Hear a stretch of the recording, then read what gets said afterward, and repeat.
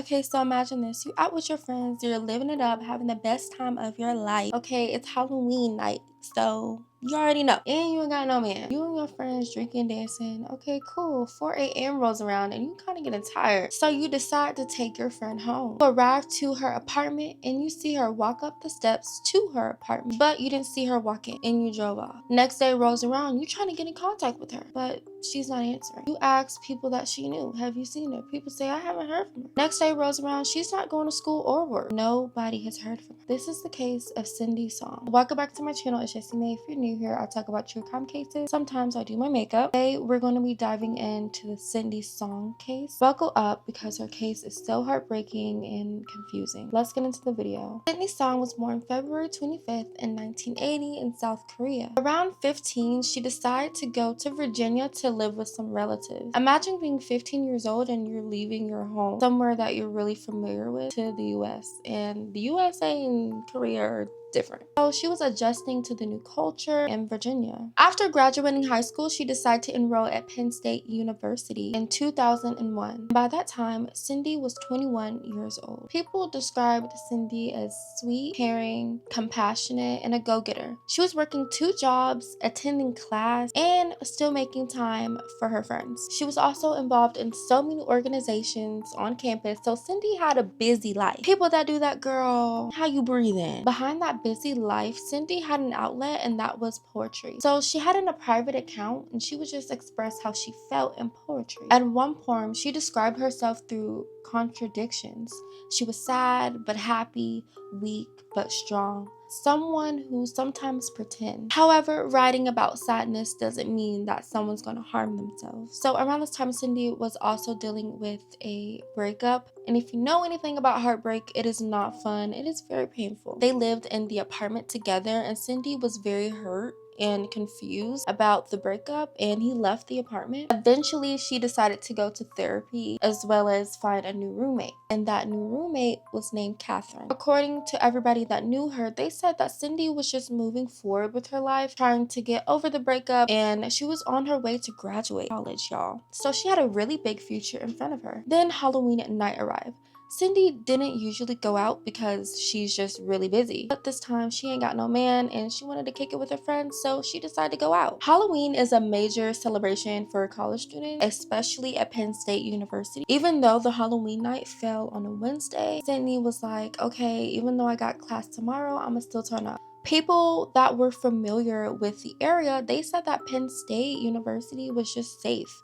I mean, people walk around at night all the time. It was not abnormal. Cindy reportedly went out with her friends Stacy and Lisa. Cindy dressed up as a bunny costume. I think that's so cute. And knowing who Cindy was, I feel like that matched her personality. And it was kind of last minute as well. Like I said, Cindy doesn't really go out, so yeah. Brown and knee-high boots, and I think that's so cute. Cindy and her friends went to Players nightclub. They danced, drank, had fun. After the club, they decided to go to one of their friends' house, playing some games. It's Halloween, drinking, having fun. Eventually, it was 4 a.m. and Stacy decided to take Cindy home. They arrived to her apartment. Stacy claimed that she saw Cindy walk up the steps to her apartment, but did not see her physically walk in. Later that Thursday, her roommate Catherine came home. She said that when she approached the door, nothing was unusual and it was locked. But Cindy was not there. She assumed maybe Cindy was at a friend's house or something like that. And Catherine just returned from Philly from visiting her family. Catherine and Cindy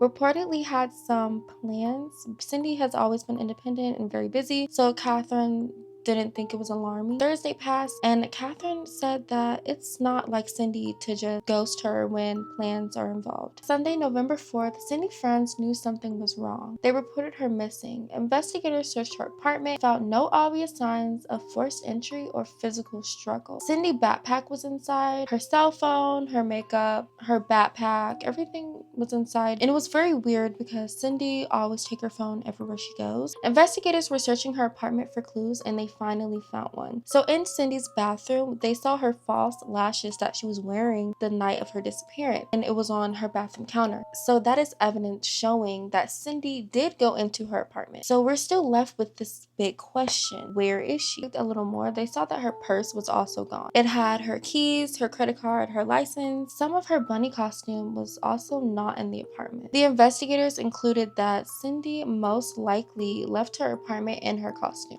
But why would she go back out at night? It was highly likely that she went back out to go to the little corner store that they had there. She could have taken her purse and keys and locked the door before she left. Because remember, when Catherine arrived, the door was locked. That could explain why she left her cell phone and backpack. And I guess a little reminder that it was 2001 and people didn't really carry their cell phones. So yeah. And like I said in the beginning, Penn State was known to be safe, especially during the nighttime. So I'm pretty sure Cindy didn't think anything of it. She could have had plans with someone after the Halloween, but her friends don't think that was possible. Whatever happened, police had little evidence to follow. And there was not many surveillance cameras, I guess because it's 2001. So that was also another hardship that investigators faced in the case. Cindy purchased Britney Spears tickets as well as a new computer. So why would she disappear? And she was about to graduate. If I know I'm finna go to a concert or something like that, I'm not finna disappear. So while this was happening, Cindy's family was still living in South Korea when she disappeared. They traveled to Pennsylvania just heartbroken and desperate to understand what happened.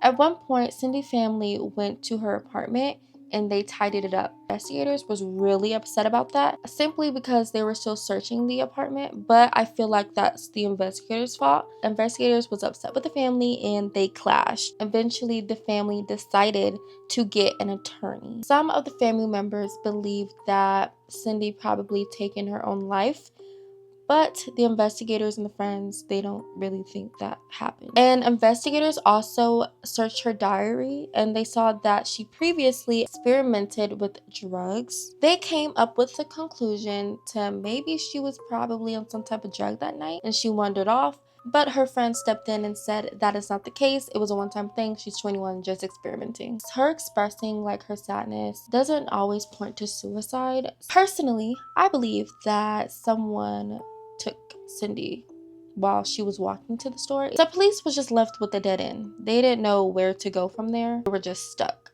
Until December 5th in 2001, this woman stepped up and said that she saw Cindy. She said that Cindy was crying for help and just pleading. Long story short, that was not Cindy and that was just a whole different case. Then again, investigators were just stuck. Police didn't really have enough evidence, so they just decided to come up with theories. And one of the strongest theories is that Cindy probably went out at night on the way there or on the way back. She probably got taken. Another theory was the Hugo theory. Around 2003, authorities searched this property that belonged to Hugo. Pretty much this man had multiple human remains on his property and he was arrested, and there was a name named Paul that knew of him, came forward, and he said that he had his eyes on Cindy. Paul said that Hugo encountered a young woman in a bunny costume. According to the allegation, they took Cindy as a sex worker, abducted her, and put her on his property. But Cindy remains were not found on the property. It could have been the possibility that the Hugo man probably did something to Cindy. Cindy was only 21 years old. She was working 2 jobs, preparing to become a better woman. So her disappearance still remains open. And if you're watching this and you know something, you can contact the Ferguson Township Police Department at 814-237-1172. So what do you believe happened to Cindy? Don't forget to like, comment, and subscribe so you can see my face more and hear about these people cases.